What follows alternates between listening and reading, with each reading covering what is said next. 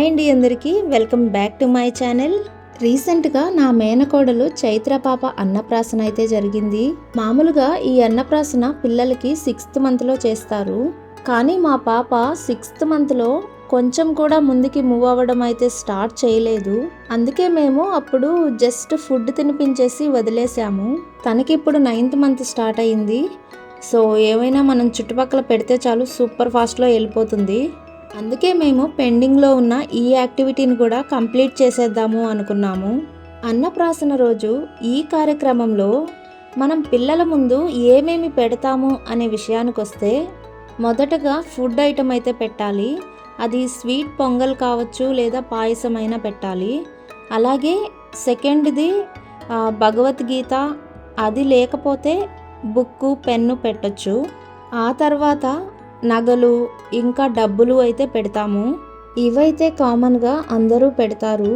వీటితో పాటు వాళ్ళ ఇష్టానికి తగ్గట్టుగా వాళ్ళకి నచ్చినవి వీటితో యాడ్ చేసుకోవచ్చు.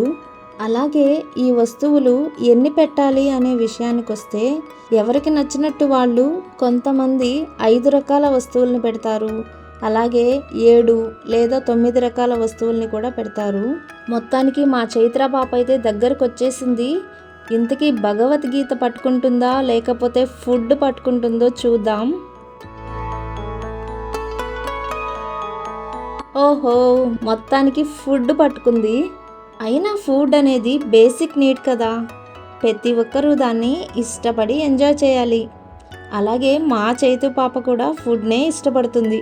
ఇలాగే మేము పాపకి 3 ఛాన్సెస్ అయితే ఇచ్చాము తనకి నచ్చిన వస్తువులు పట్టుకోవడానికి. మేమందరమే అయితే తను భగవద్గీత పట్టుకోవాలి అని అనుకున్నాము. ఫస్ట్ టైం ఎలాగూ కుదరలేదు కాబట్టి సెకండ్ అండ్ థర్డ్ టైంలో అయినా తను భగవద్గీత పట్టుకుందా లేదా అనేది మీరే చూడండి.